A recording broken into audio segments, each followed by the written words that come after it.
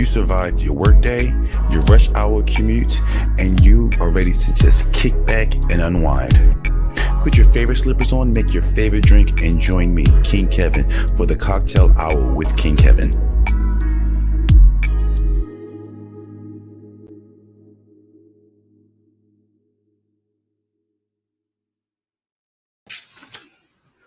What's going on, everybody? It's your boy, Kyng Kevyn. Welcome to the Cocktail Hour with Kyng Kevyn. I'm your host and your bartender, so grab your drink and let's get into it. I am super excited about tonight's show. I had opportunity to speak to our guest tonight, who she just dope. All right, our conversation leading up to this moment has been dope. She's done a lot of stuff. So let me give you an official introduction to my guest tonight. And that guest is none other than Audrey Nicole. Audrey Nicole is a new North Carolina. She has recently released her own book as a tell-all about her life and transition process entitled Broken Through Shattered Glass, which is available on Amazon and her website, which we will give you all those details in a little bit. So on top of that, Audrey is an author, an actress, and a model, and she's passionate about creating change for trans people and everyone that is a part of the LGBTQ plus community. She's working towards her tangible dream of becoming a household name. So, ladies and gentlemen, please welcome with me our guest for the Cocktail Hour, Miss Audrey Nicole. Hi, Kyng Kevyn. Hey, Audrey. How are you? I am fantastic. I'm so honored and belated to be here. Thank you for having me. I think I'm a little bit more excited, but thank you. I appreciate it. Before we get into our conversation, this is called the Cocktail Hour, which means that we need to have a drink. So, what you sipping on? Baby, so I'm sipping on a little bubbly. It's called Verdi. Yeah. I like Verdi. I think I may have had some of that in the kitchen. Actually, I should have grabbed some of that. Listen, this is actually my first time drinking it, actually. How do you like it? I love it.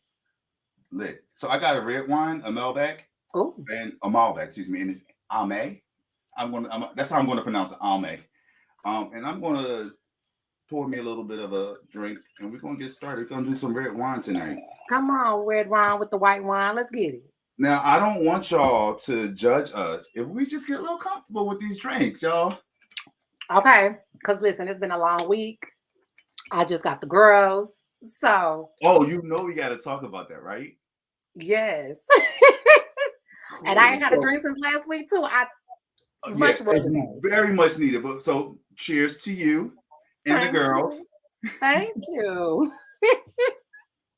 And that's my first sip of the night. Let's see if I can complete this bottle without falling over. All right. So it's almost hard to know where exactly to jump in. So like in the beginning of the show, I like to call this our open bar.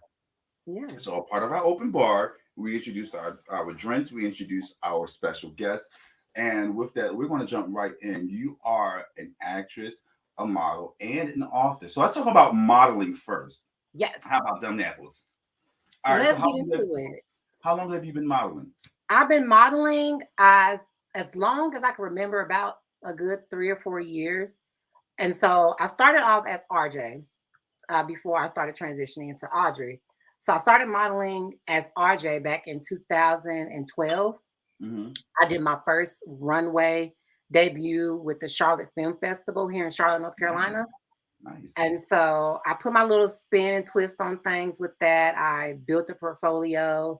I've modeled with our Carolina's Bridal Show in Concord twice. I did that show a lot. So I kind of ventured off in that, but I stopped. And then I picked back up modeling back in 2020 when I decided that I wanted to transition into Audrey. So I did my very first photo shoot back in 2021, which was back in May, for my book cover, actually. Nice. And yeah, so the photo that you see in the gray and black jumpsuit was part of my photo shoot. So that was pretty much the launch of Audrey Nicole that same day. Literally, very lit. Yes. I'm sorry. I'm sorry, I'm going Are to you get done? While you doing that, I'm going to together skip. to where I ain't gonna have no technical difficulties on any show. Like my mic is falling over. Listen, it wouldn't be a good show without some type of ordeal, okay? Wendy So had it all the time. I was trying to move it out of the camera, but anyway. So my question I wanted to ask you about modeling is you said you stopped. Why did you stop? Was that a were you pushing to a position where you had to stop, or were you like, okay, I'm gonna give this a break for a minute, or what? It was more of I didn't know where I wanted RJ at that time to go. I was still young in my early 20s, still trying to find myself.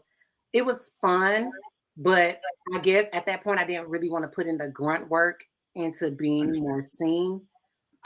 Because they always say if you want to be a model, sometimes you have to make some sacrifices. And at that time, I just didn't feel like in my life I really wanted to sacrifice enough to get to that ultimate goal. Because let's make it very, very clear. You know, you take a lot of work and a lot of money got to be spent into it that a lot of people don't really know. They say modeling can be free, yeah, if you look the part. Right. So if you don't look the part for them, you got to get yourself together, may have to spend a little cosmetic here, plump here, there, work out, whatever. And that costs money. Let's be realistic here. Yes.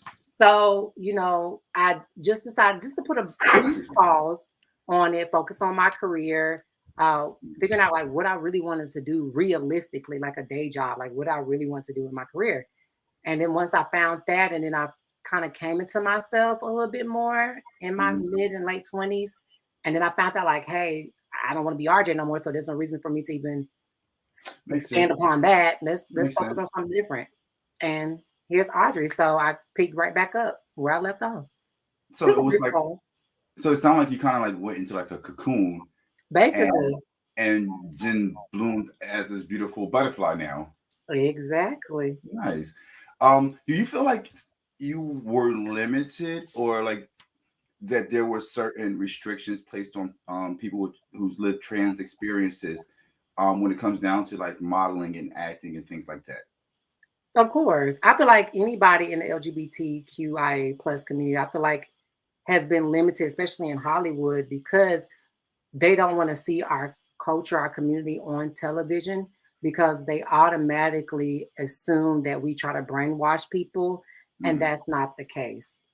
And Right. so being able to see MJ Rodriguez and able to see T.S. Madison on those big screens, those are like one of my inspirations that Yes. I actually get to see someone like myself, especially being a Black woman of Yes. trans experience on Hollywood television. That's a big milestone for anybody. Yes, it is. We got to see King Scott play on Wait, Star. That let's was talk about award winning too. yes, Rodriguez, award winning. Not only is it a person of color, but it's a person, a woman of color of trans experience who mainstream TV and won awards. Like big yes. shout out to MJ Amen. Rodriguez Thank for that you. one. And That goes obviously, I'm just going to speak it into existence. Soon we're going to be seeing some Audrey Nicole up there too because she killing it. I'm trying. Listen, I'm trying to be like them. Trying. Look, It, keep it doing just what gives you're me doing. the Keep strength. doing. Thank you. It definitely gives me the strength and the courage to really want to break more barriers, especially here in the South. You don't really see too many Charlotte native Black women of trans experiences Yes. pushing to do, more than what people expect us to do, if that makes any sense. Yeah, that makes perfect So sense. I just want to just sit here and break barriers, figure out what are those obstacles that I can come across and that I can hop over to be able to bring more awareness to our community. I feel like we don't get enough limelight or the proper education for people to Right, really understand where we right. come from. I always said that there's definitely a disconnect from, like, we talk about the LGBT community or QIA plus community all the time. And like I'm a kind of, and I don't really want to exclude anybody, but I'm gonna disconnect the QIA plus and I'm gonna disconnect the LGB and let's focus on the T real quick. Because people with trans experience have always been marginalized, especially those of color. And I feel like one of the reasons why is because we have not humanized the experience. I feel like a lot of the times it's like, oh, it's them over there, a part of, instead of it's us and our community. And that's one of the reasons why I really appreciate people like you, Dominique Jackson, and Angelica Ross, who steps outside of what people say you should do and make bold statements and bold moves and do it unapologetically. So that matters to me so much because it humanizes. It's not just a caricature. Like I appreciate what RuPaul has done in our community years and years and years, but drag and someone with trans experience is totally different. And to see our community, not just entertainment, but our community thriving and winning, that is always a win for me. You winning is my win. So thank you. Thank you. I couldn't have said that better myself. Okay. So don't you? No, you read my mind. I'm aiming to get through this bottle, so I need to drink up. Listen, I see. Okay. So we talked about you as a model, but now I think one of the bigger topics for me, because we kind of like segue into it already, is you are an actress and you've been doing your work as an actress. So the first thing we're going to talk about is the little clip we were going to play in a second. And after we play the clip, you can give us a little more details about your character, the series, and all. I saw on your Instagram that you said that it started as a series, but you guys are family now. Yeah. So let's play that clip real quick for you guys, and then after that, we're going to get back into this conversation. We're going to break it down.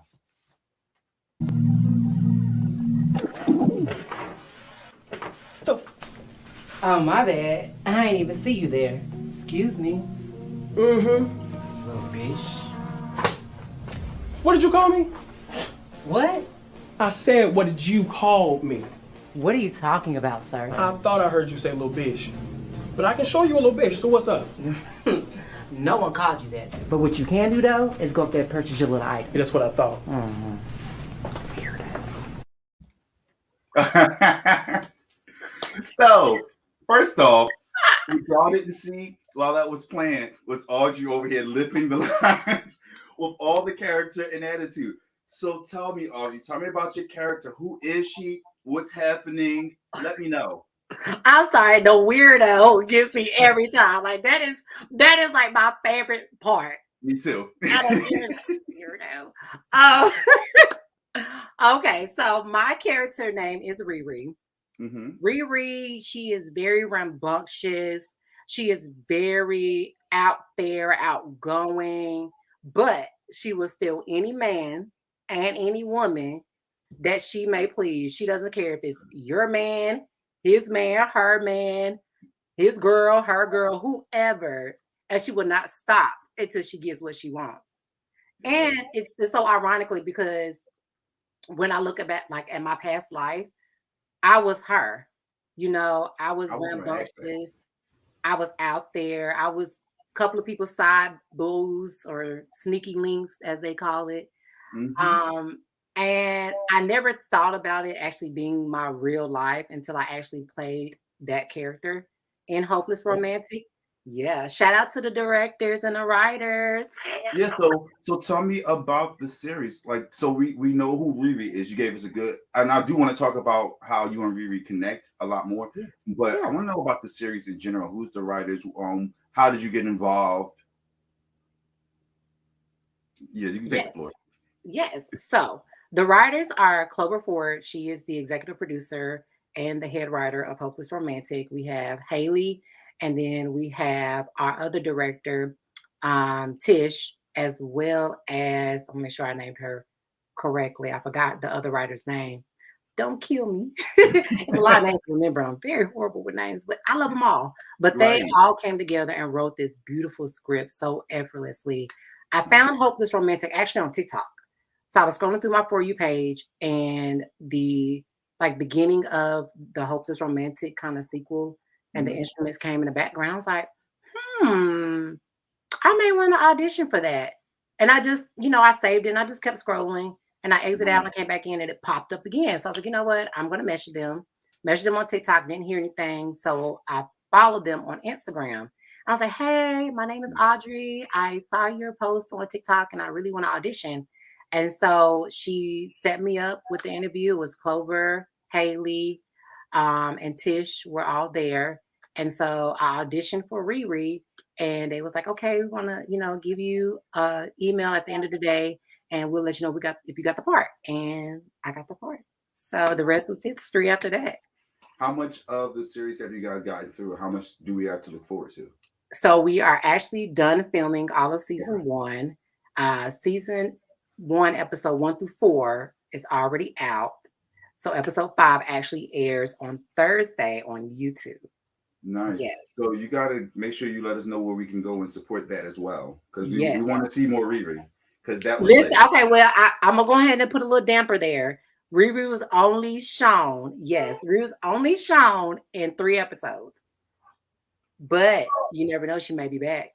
Right. So maybe season 2. Okay. Yeah, because we're going to need to see some more Riri. We definitely want to see more Riri. Riri caused a little ruckus enough for y'all to go ahead and get a little sip of her. But we always like that person who, started a little shit. Oh, she was a drama. She was a drama head, yes. And she caused it just enough for y'all to get a little simmer in there. When she did her little thing and she exit out. Right. Before we continue, I definitely want to give a shout out to Christopher Weaver, who happens to serve as both of our publicists, and I know he's watching. So one, thank you for the connection and allowing us to meet up and connect with one another. And also, actually, Chris is going to be a guest on the show. So that our first show in April will be we'll be sitting down with Mr. Christopher Weaver, who is also an entertainer, and he does a lot of work behind the scenes to keep both of us working. So thank you, Chris. We love you, Chris. Love you. So you were talking about Riri and how she reminds you of you. Yes. In what ways do you connect with the character now that you've matured into the woman that you are today? Besides being a side chick, because that was my old life, we ain't gonna talk about the past. We're gonna be the past first. She was very driven, she was very out there personality wise. Mm-hmm. She was very flirtatious, and that kind of brings back my personal personality. Like, I'm very flirty and cheerful and happy, fling my hair here and there, yes. Give you a little side wink or something. But it just embodied me as who I am naturally. Like, I didn't have to put on an act or channel her in any way, shape, or form. That was just truly who Audrey is. Like, when you watch episode 1 through 3, you will see Audrey is Riri. That was really me. I didn't put on or anything. I was just myself. Ready to throw a purse when I need to. Ready to call somebody a weirdo if I need to. That's so Riri lives deep down on the inside of you. So when you need to channel Riri, you just go dig her up. Like, okay, listen, y'all was taking Audrey for granted. Now Riri gonna come over and show y'all some stuff. Period. Got it. So I also want to talk about a couple other projects that you were in, though, like Family Over Everything. Yes.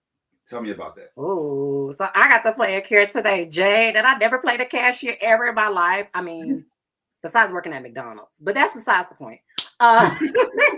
It was cool. It was interesting because I never played as a character, like a cashier, I guess, in a web series or a short film, as I should say, because it was definitely a short film, not a web series. It was really, really good, by the way. And it was cool to still be myself. I didn't really have to change who I was to be a character. It was really everything authentically. Jade was who I was. Nosy, because she liked to be in everybody's business. She liked to be like, ooh, child, who, what? Now you got to give me all the tea. Like, that's me. Like, the fashion outfits, the dresses galore, that was me. That was, again, just being Audrey authentically with another name. If I could pull out different names for every character I played, that was literally me. That's good, though. I like it when I can connect with, so I've done my little share of acting as well. Mm-hmm. And I think people know me most as Venom, the adult entertainer, which doesn't require much acting. But I've also done the web series I created, Mama's Boy, where I played Dante. And now Dante was the opposite of Kevin. And the polar opposite of Venom. How? Explain. So, Venom, actually, in Mama's Boy, I think it was episode 8 or 9, there's a scene where I'm playing both Dante and Venom. in the same scene together, like opposite each other. So that part was kind of fun. But then there was another series I was a part of called Bait that was produced by Arthur Lee Hayes. Okay. And I had a really short role. It was just like a cameo spot, but my character's name was Marcus. And Marcus got on this app called Bait. And he met up with this guy, and the guy was a lunatic. Locked him in the basement, chained him up, fed him dog food, sprayed him down with the hose.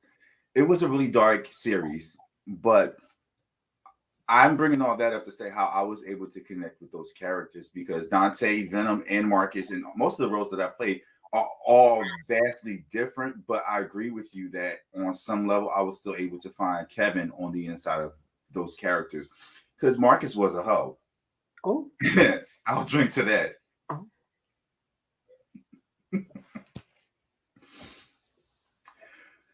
And then there is another. Wait, I don't lost my notes. I'm sorry. There was another series that you was in called Life Changes. What was your experience with that? I can definitely say it changed my life in so many ways. And here's why. I was the very first character that I know of, so that I'm just speaking hypothetically for me, to transition on a show. Wow. Yeah. So my character was named Nico, and it was called Nico/Nicole, which I actually told him to change the last name because my second name was something totally different. Right. And I started off as RJ Right. before I started my transition, but it was Nico. My parents were very religious, very emotional, physical, mentally abusive. Wow. I was a college student, had two best friends, Brianna and Naya. We both went to the same college, and I was just trying to navigate through life and trying to really find out who Nicole really was. And then I told them like, hey, I'm about to start my transition. And so they embodied that into my character. That's So awesome. that was my very first transitioning role from boy to girl on camera. I like that story. And honestly, that's a great tie into RJ to Audrey. It's a great transition into you discovering yourself. I want to start to talk about your book and what led you to writing your book. And like you mentioned in the transition on camera, how does that reflect your real life story? Because like, did you grow up with a religious family? You're from the South. Did that play a role in how long it took you to wake up and say, you know what? I'm not living for nobody else anymore. I'm going to do me. Let me take a big drink to that. While you're doing that, let me just set it up because I think any human being has that aha moment when you wake up and you start to realize who you are as a person. Doesn't matter what your gender identity is, your sexual identity, your ethnic identity. None of that matters. We all, as human beings, have that moment where we wake up and say, this is who I really am. This is what, like, people force feed us what we're supposed to like, what we're supposed to say, how we're supposed to dress and carry ourselves. And it's not really reflective of who we are. So now with you, where's the similarity? Like, where did RJ say, you know what? This is not who I am, and it's time to evolve into the butterfly that I need to be. Period. So we just gonna go ahead and set the timestamp for July 27th, 2020. So we're just gonna leave that timestamp there. So just keep to know that. Growing up in the 90s, I grew up in a very religious household. I found out my dad was a pastor when I was around about 16, 17, 18. That was around about 2010. You said you found out your dad was a pastor? Mm-hmm. How did so you my find dad wasn't, my mom and my dad divorced when I was 3. Got it. So I didn't have a really stable relationship with him growing up. Mm-hmm. He just did his own little thing, and I was in my own little world with my mom and my stepdad, who is my father. That I grew up with him, like that's my dad. And so I always knew that I was a girl on the inside at a very, very young age. In my book, I talk about it. Around about 5 or 6, I knew that I was different, but 8 pretty much solidified like, yeah, something's wrong. I feel weird. I don't talk or act or even embody anything little boys do. I was more gravitated to the girlier things, what girls did, hair and makeup and dress up. My mom knew when I was like 2 or 3 that for one, I was gonna be gay, but she never knew I was gonna be transgendered. But she's like, yeah, he's gonna be funny, and I actually wrote that in the book too. Wow. So as I got older, I started experimenting with different things with boys, and my attraction for them grew. So I kind of when want I to go got on because I'm sorry, because I don't want to get you too far here because there was something I wanted to talk about as you were, because you said you started seeing signs and things like at 5, 6, 7, 8. When we're that young, we don't understand sexuality. we don't. So did you even connect that I'm even born in the wrong body, or I don't identify with the body that I'm living in? I Like did. I did actually, but I you didn't were, so you were know. aware the whole time of who you were. hmm That's But I just awesome. didn't know how to express it because I was conditioned not to really talk about it. Mm, So I really couldn't come to my mom like I wanted to because I really didn't know how she would react. Really couldn't contact to my dad because my dad and I never had a real stable relationship. Couldn't come to my stepfather because again, I just didn't know right. what my family reaction would be. I grew up with, 2 older siblings that I barely kept, a relationship with growing up because they were way older than me. And Okay. so, my older sister became like a second mom. So it was more like we still had a disconnect. Like we didn't have a brotherly or a sisterly bond as siblings. It was more Okay. like, I'm the older sibling, you're the baby, I'm basically like your child at that point. Oh wow. But I knew in my heart and in my soul that I was born in the wrong body. Like I don't wasn't supposed to be a boy. Like I feel like in my afterlife, I was a fierce black woman somewhere in a Yes. corporate office with red Yes. bottoms on, Yes. sashaying her life away. That's And you manifesting who you really are. right. And I felt like that was literally me. Like there'd be times Yes. like that is me. Like where is she? But through it all, it was a lot of like trial, you know, tribulations, a lot of suicidal thoughts. I Wow. I tried to commit suicide multiple times. Yeah. Girl, you dropping a lot on me right now. Yeah. All right. Yeah. I can't like go past that and not talk about that. One, that is a really soft spot to me. For multiple reasons. I have never committed. I don't think that I've even attempted, excuse me. I never attempted. Um, I've never really contemplated it. I think there was only one time where the thought flew across my mind, but it was something like it wasn't even like, oh, the world's coming to an end. Let me but this January I lost a child to suicide. Um and literally a few days ago, Sunday, I was doing my Sunday show, the Great Mind Show with Stony, and Stony revealed that he multiple times had attempted, and then another really good close friend of mine actually attempted it, and he survived, thank God. But on the outside looking in, it's so quick for people to point their finger and talk about how selfish you are and demonize you, but to be in the mind of someone who is living it and don't want to, it's a totally different story. I'm not glorifying it on any level, but I think that we should definitely take the time to understand those people who feel that way, because there are a lot of us who deal with that. And then Yeah. to all the intersectionalities of who you are as a black trans woman growing up so young and beautiful, might I add.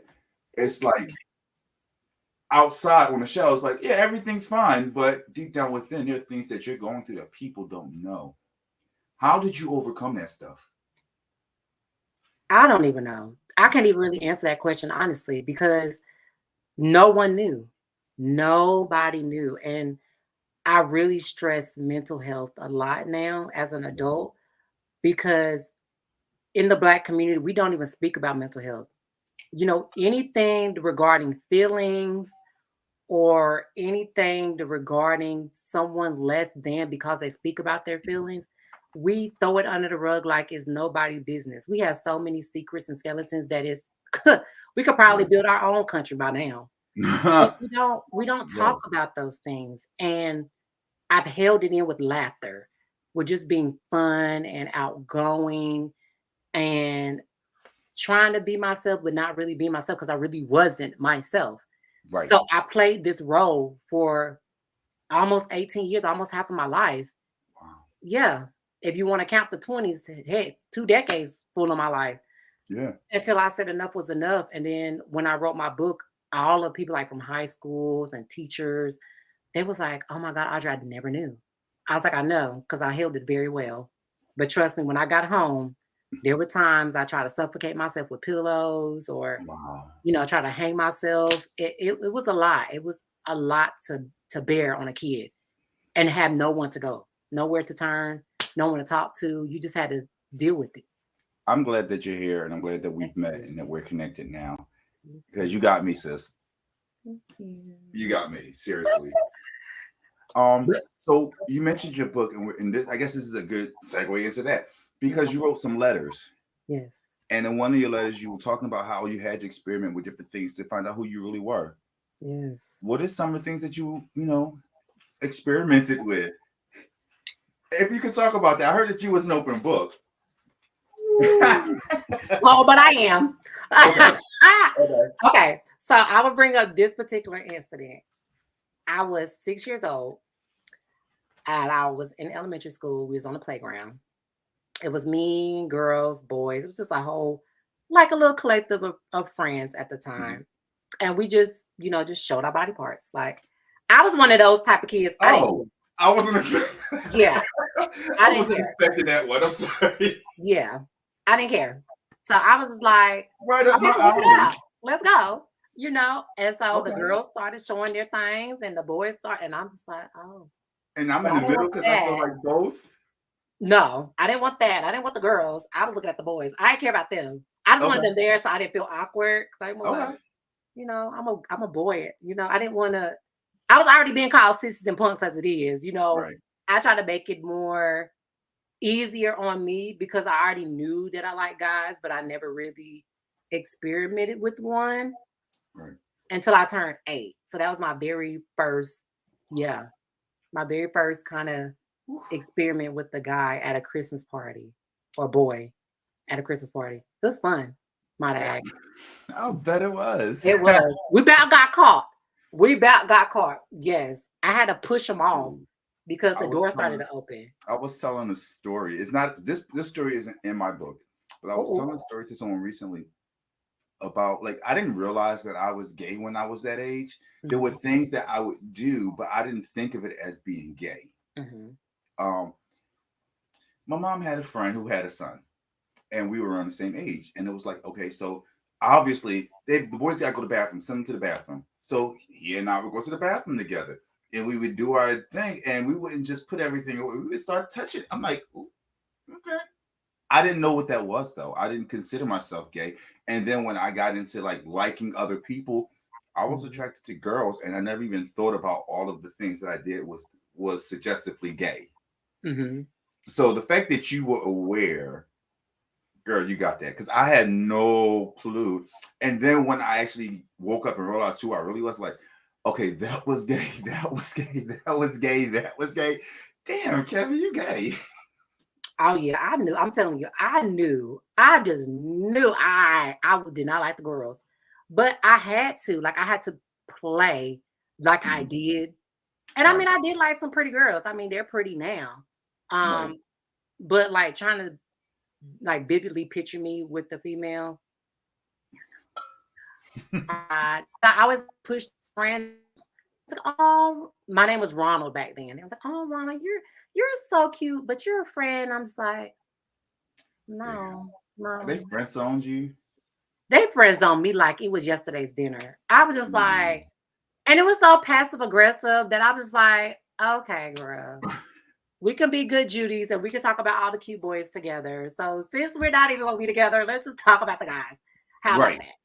How about that? But I So, think my very first friend I actually told I was gay. Her name was Christine Foreman. I would never forget this. hmm, We had chorus class together. It was seventh grade, and we just clicked. We were just like in sync with each other. She was very oddly, I was oddly, but we just clicked. And so I told her, she was the very first girl I ever told. I was like, Christine, I think I might be gay. And she was like, really? I was like, yeah. I was like, but I always knew that I was and because I had like the biggest crush on her brother. oh And she wow. was like, yeah, he ain't cute no more. But that's besides the point. Uh, but I was like, yeah, I really think I am. But none of the transition thoughts didn't really like transpire into high school. And that's in So the book too. let's talk about this book. The book is called Broken Through Shattered Glass. Yes. Tell me, how did you get to that title first? Oh, can I show the book? Is it? Can I Yes, show it? yes, of Okay. course. So, Feels good.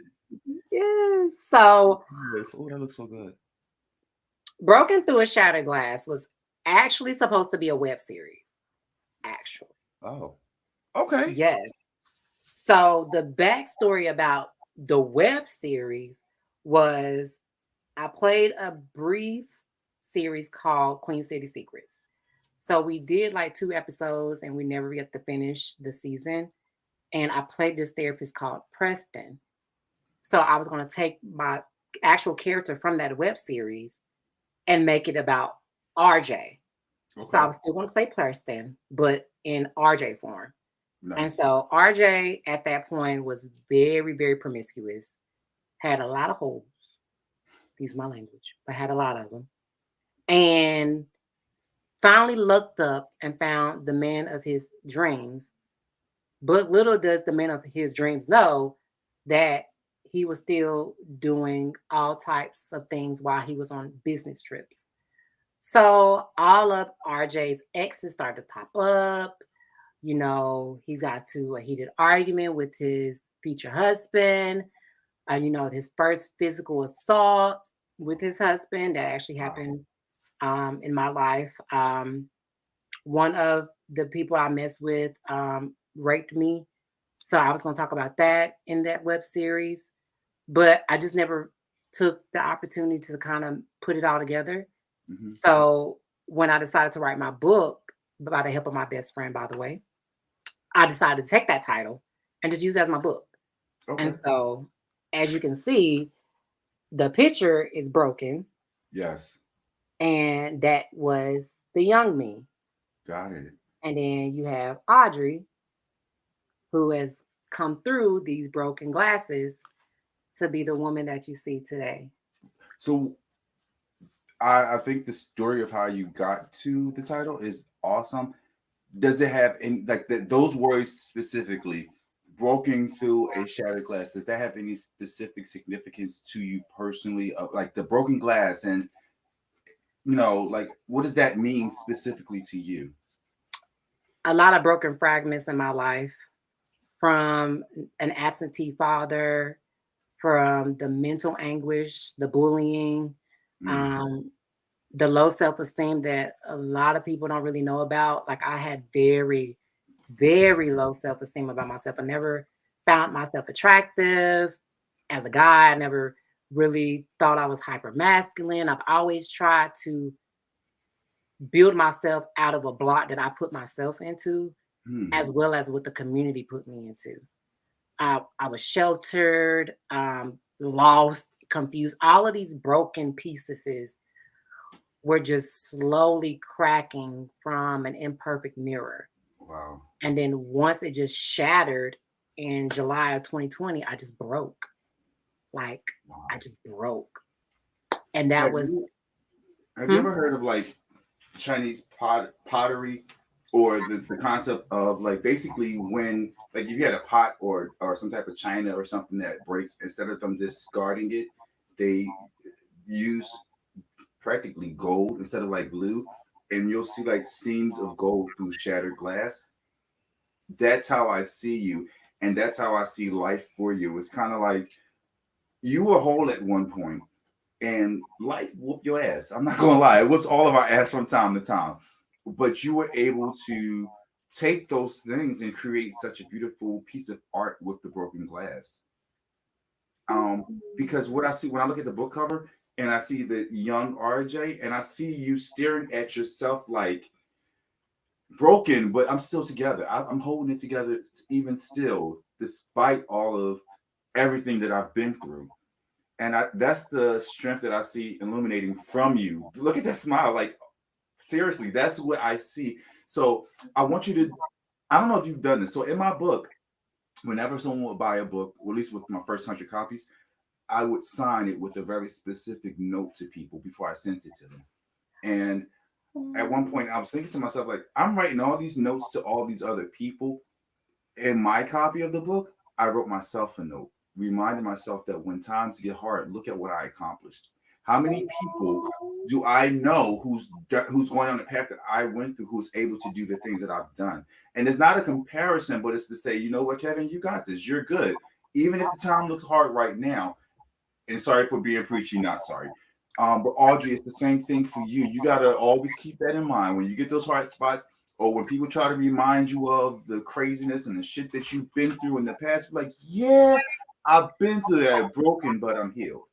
Don't make me cry out loud now. I'm trying to be cute, and you try to make me cry, and I'm super emotional too. No, but it's real because we all go through so much, and like what I went through was super traumatic for me, but I overcame it. But my experiences don't equate what you went through, and it doesn't, like, what you went through don't invalidate my experiences, but I do need to validate yours because you're healed today. You're here today, especially with the suicide attempts, especially with people trying to tear you down, especially with the family situation, sometimes feeling alone, the abuse that but you're still here. Amen. You feel me? I feel you. And it's so liberating, to be able to overcome all of those broken pieces and to finally be made whole. Because I really want to alliterate on that. I really do. Because you did say that I was whole. But I really was like, really though? Was I really whole? Or did I look whole? So let me say this. we're gonna have a little therapy session right now. All right?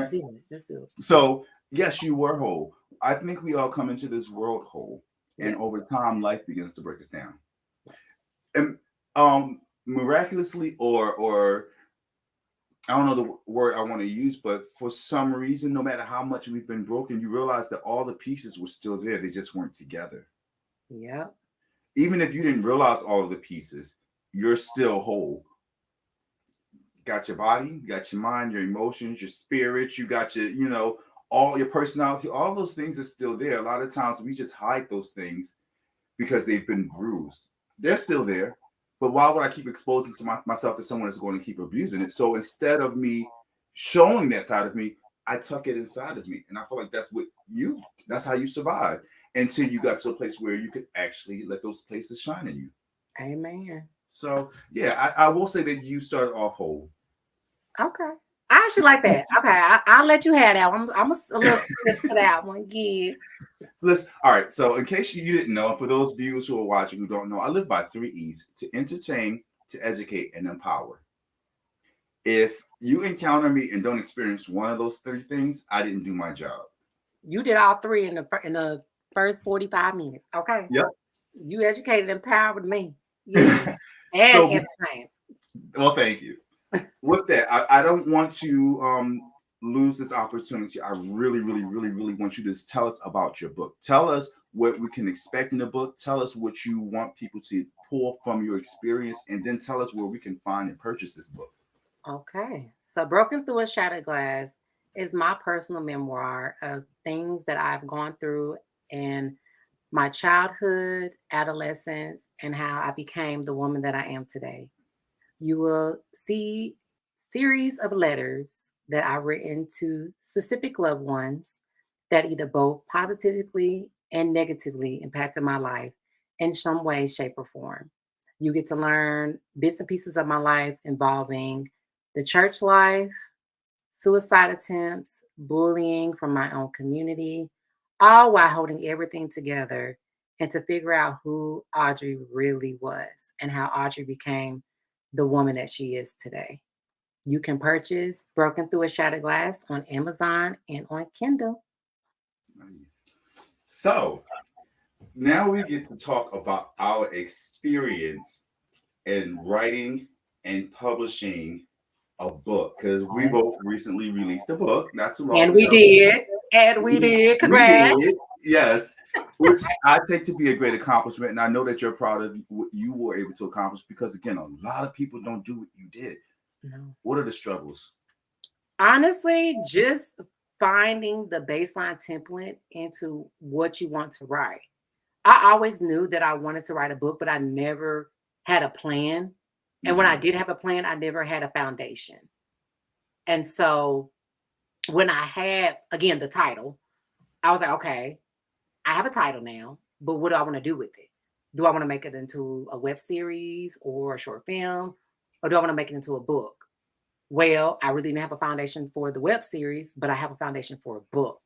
Right. And so, ironically, it only took me 3 months because, Wow. yeah, literally, it took me 3 months because I had a lot to say. I wish I would have got mine down in 3 months. I started my book in December. I think I finished writing in April, which was still kind of quick for a book. Yeah. But I had a lot of hard spots where it's like I was getting writer's block. I started talking in circles, which I tend to do anyway.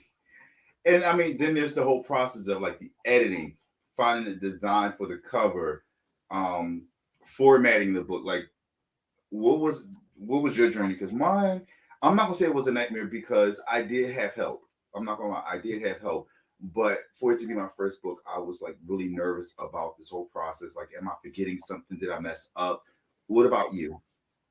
It was very, I won't say difficult, but it was very taskful, to say the least. Yes. Yeah, because I didn't have an editor either. Like I had to search for one, and one of my dearest friends gave me like a contact to reach out to.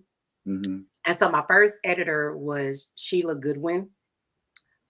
She is partnered with her husband in Crucifix Production, and she decided to take on the task because she doesn't edit books normally. She does her own work, but she decided to take my project in and help, format it and get it all together. And so she did that part of the process. And then my photographer, Rochelle Jackson, I had a vision specifically of how I wanted my book to look. And she was able to bring that vision to life. So thank you to her. And so once the book was actually published in July, we had to do some revamping.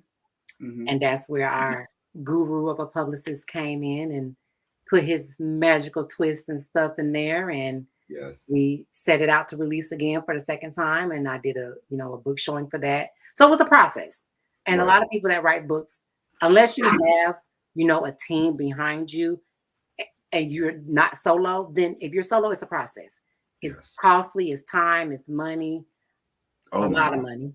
Yes. But if you're very dedicated into your craft and into your baby, is what you want to call it. Some people call it baby, some people call it their treasure, whatever.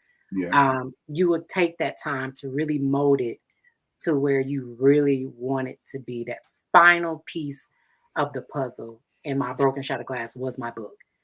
And so once I revamped it, so it took time. It took time, a lot of test trials, a lot of good professional criticism from a lot of my buyers. I took those feedbacks, I pulled it off the shelves. I went to, to Chris and was like, hey, there's certain pieces here that we may need to revamp again. And so we took it into the laboratory. We did what we had to do. We released it again. Nice. That didn't work. We pulled it back out and we did some more and we released it again. I literally released the book 3 times. I released mine 1 time. And actually, Chris and I were talking about doing a re-release of my book, and a lot for the same reason. So I like what the message that I get from what you're saying is like, it's okay if you pull it back and do it again. Like, you want it to be right. It's your story. your experiences, and you want people to get the message that you live and that you want to convey. So that is awesome. Now you told us that we can find it on Amazon. It's on, so the physical copy is on Amazon, and you can get the Kindle version. Correct. So I just want to read the title again. It's called "Broken Through a Shattered Glass," with Audrey Nicole. So I also see Audrey Teeter. So can they look you up under Audrey Teeter, or is it just strictly Audrey Nicole? Well, I took my name off, and that's for personal reasons. So I don't use my last name. Okay. So for professional reasons, as I go by Audrey Nicole, because it's its own brand, it's Audrey Nicole. So Audrey Teeter is actually on the. I can't change it unless I put everything off and start from scratch all over again. So Audrey Teeter is embedded into the book. So you can type in Audrey Teeter, I believe, on Amazon, and it should pop up my book. But if not, then Broken Through a Shattered Glass will definitely pop it up. Most definitely. Oh, coolness. Also, my next question is, how can people find you? Maybe they want to follow you on social media and get in contact with you. What's the best ways for them to do that? Yes. So for starters, y'all, whoever y'all message, and if you follow me, it's me. I don't have no social media gurus behind me saying, hey, y'all, it's actually me. But you can follow me on Facebook. I go by Audrey Nicole on Facebook, as well as Instagram. So it's 3_ Audrey Nicole. If you have TikTok, you can follow me there, 3_ Audrey Nicole. And on Twitter as well. I keep it simple. See, very simple. I don't like to change up everything. I like to keep everything consistent. Makes sense. So, yeah, you can find me on Twitter as well with 3_ Audrey Nicole. If you message me, I 9 times out of 10 message you back. Unless you're a creeper, then I will definitely block you and you won't hear from me. But I'm very social on all of my social media. It's me. Like I said, it's the real me. I'm no catfish. So if you message me, I will respond back in a timely fashion. Just don't be a creep, because I would definitely. The block button works. Wholeheartedly. Wholeheartedly. Listen, this hour has gone by way too fast. And we just got started. I know, we got to chat again real soon. So we definitely have to bring you back on. We do, because we ain't getting to the love line. We ain't getting to none of that. You ain't get to the juicy part. All right, wait, how much time do we have? We got 5 minutes. We got 5 minutes. Give me something juicy. We got to have something juicy. Give me something. Wait, let me pour me another glass while you're talking. Oh, God. Okay. So since we want to talk about that aspect, I know a lot of people always speculate, like, how is dating for a woman a trans experience? And, they get into that whole sidebar topic. When do you disclose? Hear that? All the rim and ram of, we get that. We do. I've actually talked about it on my podcast a lot. So, yeah. Your podcast? Yes. What's your podcast? Oh, my gosh. I'm missing out on good stuff. So I have a podcast called Keeping It Real with Audrey and Trez. Me and my best friend of 15 plus years started a podcast back in 2018. Yeah. So we kind of, we do it seldomly. We're not regular anymore because we have lives, we work. I do my own thing. He does his own thing. So, but every very blue moon we'll pop up and be like, hey, let's get you up, stuff like that. But we actually we talked about, me starting my transition and, answering the hard questions that people don't want to talk about. But I decided to talk about it because we were raw and unfiltered. Okay. So that's how we're gonna do this. I want to do this real quick, like rapid fire, just so we can get through the next 4 minutes, real quick. So, how do I want to do this? Because I do want to talk about what is it like to date as a trans woman. Like, I can imagine that it's easily fetishized, but what are your experiences in like 20 seconds or less? Sorry. A roller coaster. There we go. Basically. That's what it is. Are you currently in a relationship? I'm getting into the deep stuff now, or the good, juicy stuff. I am. I'm happily in a loving, committed relationship. Me and my partner have been together going on 3 years. And Cortez is his name. So Cortez knew me as RJ before I transitioned. So he got to meet 2 different people, and it's been the best experience I could ever ask for. How has his support helped you, or him loving you, or being there with you? How's that helped you throughout all of this? Because there's the personal Audrey, and then there's the public Audrey. I was trying not to cry because this is, oh my God. We might have to go a little bit longer than an hour. Yeah, because it's gonna make me emotional thinking about it. He loved me more than I love myself. Wow. And he saw me when I couldn't see myself. So my broken glass was put whole when I met him. Okay. We love a good love story, especially somebody that loves you through your transition. And that's not just an outward transition, that's an inward transition, because that was a journey. It was. Cortez. Thank you, Cortez. We love you, Cortez, for that. Love Thank you, you. honey. That's husband right there, honey. All we gotta do is get the ring. We out there. You invited to the I wedding. love that. I love that. So we ain't gotta talk about like trying to meet up, because I think one of the hard things in our community is like dating and sex life and all that stuff. It's so much more satisfying when we have a partner, someone that we can trust and genuinely love, and they genuinely love us. Yes. I'm happy for you. It's the black love for me. It is. It's the black love. Yes. Completely. We have to wrap this show up. Oh my gosh. Remember, you can go on to Amazon and Kindle, well, which is part of Amazon, to get your copy of I'm mad I keep doing this. Broken Through a Shattered Glass by Audrey Nicole. While you're at it, A Life of Lust, Memoirs of the Porn. Go ahead and show the book, boo. Go ahead and show the book. My copy right here. Zoom into it. Get into it. Bam. Get your copy of my book. So mine's a little bit more specific. You have to buy the physical copy on my website, but it is available on Kindle through Amazon.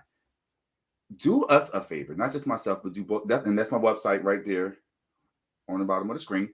Make sure you go check it out. There's a couple of things on it that will be interesting to check out. But when you guys go onto Amazon and you go to purchase both mine and Audrey's book, because you're going to purchase both of them, thank you very much. We appreciate you. Thank you. Leave us a review. Yes, Go it's on not hard. Those reviews really help us out, so that Amazon will continue to push her book and my book so other people can see and get the messages that we've put in our stories. So make sure you guys go and do that. We have to wrap it up. This drink has been good. Our conversation has been good. This has been the last call for the Cocktail Hour with Kyng Kevyn, with my special guest, Audrey Nicole. It has been amazing. Thank you so much for being with me. Thank you, Kev. Again, listen, I am down for a part 2, baby, because you only scratched the surface. We ain't got to the juicy part yet, baby. My life is a whole movie. I'm just saying. Use this now. I got an idea. So after we end the live, let's chat. I got another idea for you. And we're going to keep this going. Okay, all right, guys. Thank you guys so much for watching. If you're watching on YouTube, make sure you like, comment, subscribe, hit the notification bell so that every time I go live, whether it be for the Cocktail Hour or the Great Mind Show, you will get a notification. If you're on Facebook, go over to YouTube and subscribe so that way you can continue to join. Can you put Audrey's social media up again so that people can follow Audrey? Facebook, Instagram, TikTok, Twitter. Go follow right now. Show your support. We love you. Again, this has been the Cocktail Hour with Kyng Kevyn, and we'll see you again next Tuesday. Bye.